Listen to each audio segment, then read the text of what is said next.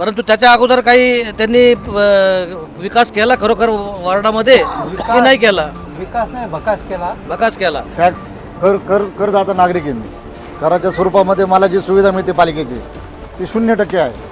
Road, light, पाणी हे तर सगळ्या भागात होत राहतं.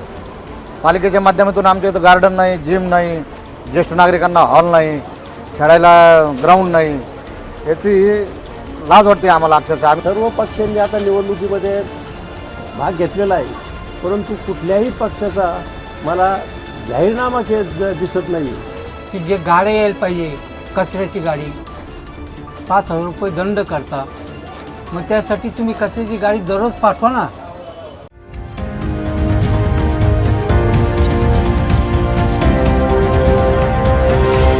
मित्रांनो नमस्कार. नवा मराठीच्या न्यूज चॅनलवर आपण आज प्रभाग क्रमांक 15मध्ये आलेलो आहोत. या ठिकाणी शिवसेना, भारतीय जनता पार्टी, त्यानंतर घड्याळ म्हणजे राष्ट्रवादी काँग्रेस, अजित पवार गट या सगळ्यांची एक लढत होणार आहे. या ठिकाणी या प्रभागातले काही प्रतिष्ठित नागरिक उपस्थित आहेत.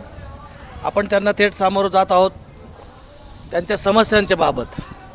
तर प्रथम मी या प्रभागामधले जे आगरकर साहेब आहेत त्यांच्याशी बोलू इच्छितो की मागचे जे 5 वर्ष होते किंवा 10 वर्ष होते त्यामध्ये आपल्या प्रभागामध्ये कोणत्या प्रकारच्या समस्या जसून तशा राहिल्या किंवा त्यांच्या अजून काय अपेक्षा आहेत या निवडणुकीच्या माध्यमातून? सुरुवातीपासून आम्हाला तुम्हाला सांगू वाटतं की पाणी प्रश्न हा गेल्या 7 वर्षापासून हा सुटलेला नाही. फेज 2ची लाईन होऊनही त्याचा फारसा उपयोग या भागात दिसत नाही आहे आणि प्रत्येक भागात कमी जास्त प्रमाणात पाणी येतं आहे. काहींच्या नळाला अजिबात पाणी येत नाही अशी परिस्थिती. तर पाण्याबाबत महानगरपालिकेने लक्ष घालणे आवश्यक आहे. तसेच सर्व पक्षांनी आता निवडणुकीमध्ये भाग घेतलेला आहे, परंतु कुठल्याही पक्षाचा मला जाहीरनामा दिसत नाही आहे. म्हणजे तुम्ही नेमकं काय करणार आहे? केलेल्या कामाचं हे जनतेला माहिती आहे, कुठं काय कामं केली ते, परंतु पुढं काय काम करणार आहे हे कोणालाही कळायला तयार नाही. पण आगरकर साहेब मला सांगा, फक्त वॉटर, मीटर आणि गटर या 3च शब्दाभोवती विकास फिरायला पाहिजे का? आपण जर का 10 वर्ष जर का या ठिकाणी काही नगरसेवकांना निवडून देतोय तर वॉटर, मीटर आणि गटर फक्त यालाच विकास म्हणतात का? या विकासाव्यतिरिक्त आपलं काही अजून काही अपेक्षा आहेत की नाही?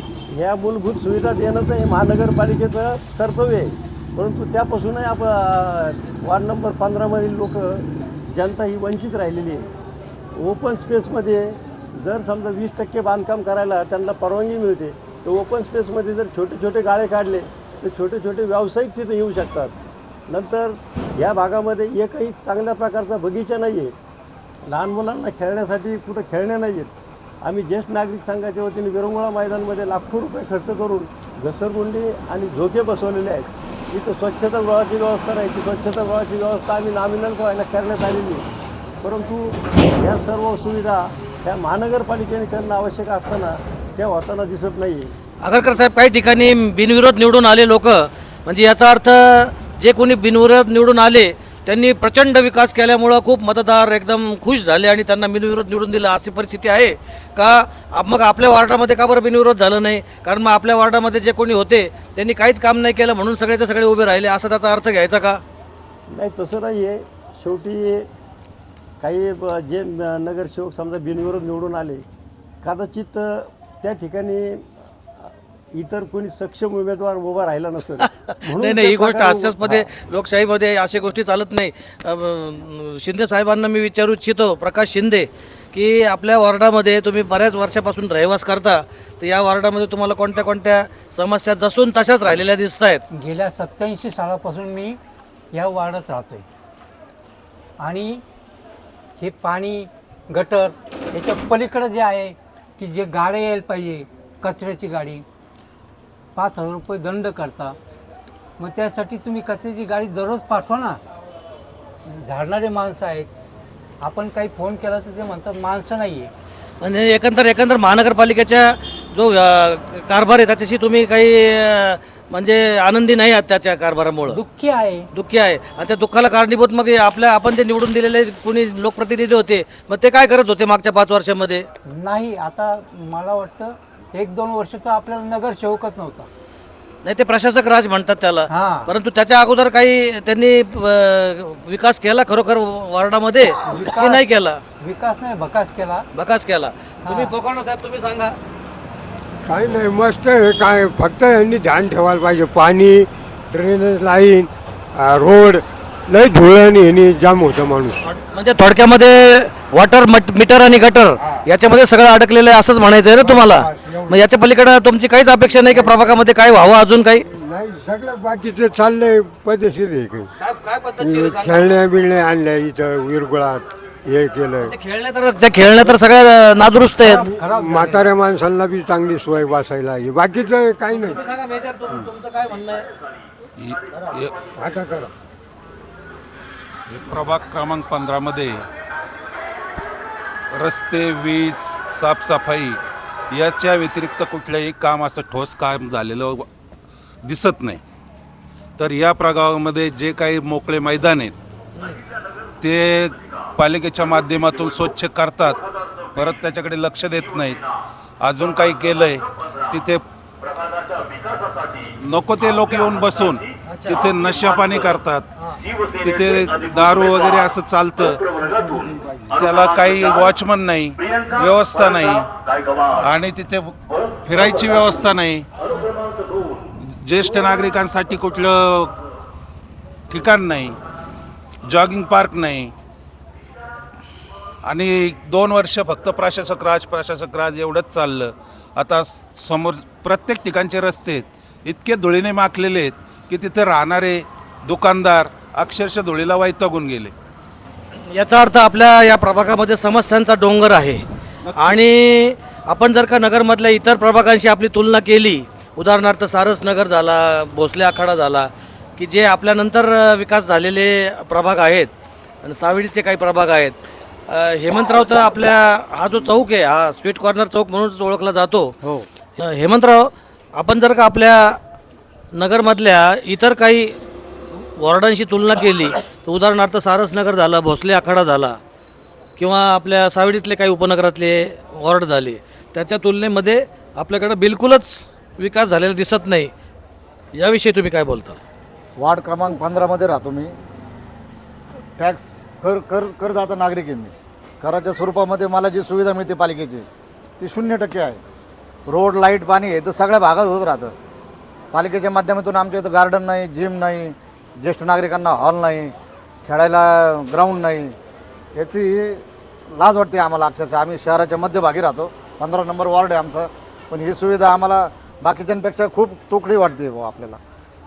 म्हणजे इथून मागे जे आपण नगरसेवक निवडून दिलेले आहेत, 5 वर्ष झाले असतील, 10 वर्ष झाले असतील, आपल्याला त्यांच्या पक्षाशी, त्यांच्या नावांशी काही घेणं नाही, परंतु त्यांना ज्या कारणासाठी आपण निवडून दिलं होतं त्यांनी ते कामं काही व्यवस्थित केली नाही असंच तुमचं म्हणणं आहे? हो, एकदम बरोबर आहे. आता या काटवण खंडोबाच्या रस्त्याविषयी आगरकर साहेब तुम्ही काय बोलताल?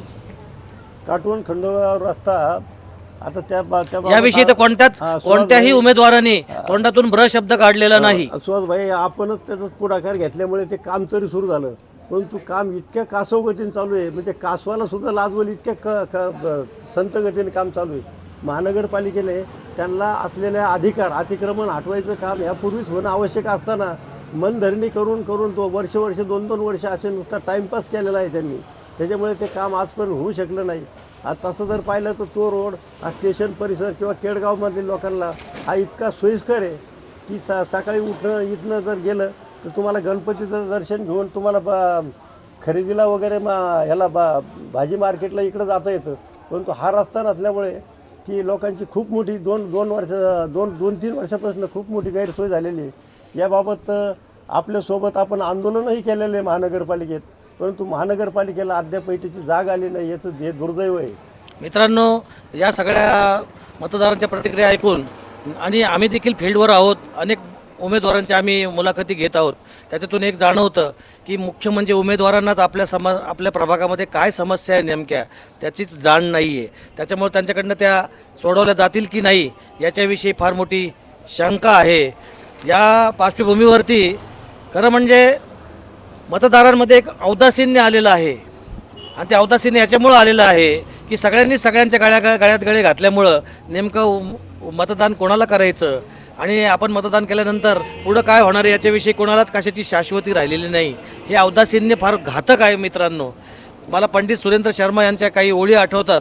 ते म्हणतात की मतदारांमध्ये का बरं औदासीन्य आलेलं आहे, की त्यांनी असं म्हणलेलं आहे की कोई फर्क नहीं पड़ता इस देश का राजा राम हो या रावण हो, जनता तो बेचारी सीता है, रावण अगर राजा हुआ तो वनवास से चोरी हो जाएगी और राम अगर राजा हुआ तो अग्नि परीक्षा के काम आ जाएगी.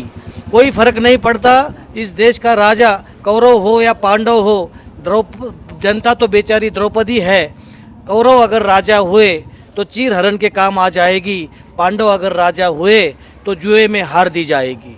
कोई फ़र्क नहीं पड़ता इस देश का राजा हिंदू हो या मुसलमान हो, जनता तो बेचारी लाश है, हिंदू अगर राजा हुआ तो जला दी जाएगी और मुसलमान अगर राजा हुआ तो दफना दी जाएगी. कोई फ़र्क नहीं पड़ता दोस्तों, कोई फरक नाही पडता. हे औदासीन्य कदाचित आपल्या लोकशाहीला अतिशय घातक आहे.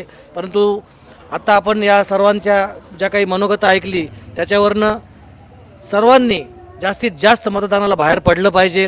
60% आणि 55% हे अतिशय शर्मेची बाब आहे. अशा प्रकारचे मतदान झाल्यामुळं अतिशय अपात्र असे उमेदवार निवडून येत असतात आणि मग हेच चालू राहतं की आपल्याला कुठल्या सुविधा मिळत नाही, वर्षानुवर्ष त्याच वॉटर मीटर आणि गटरच्या समस्या. त्यामुळे या माध्यमातून आपण असं आवाहन देखील करूया की आपल्या प्रभागामध्ये आपण जास्तीत जास्त अगदी 80-90% मतदान घडून आणूयात आणि योग्य उमेदवाराला निवडून आणूयात.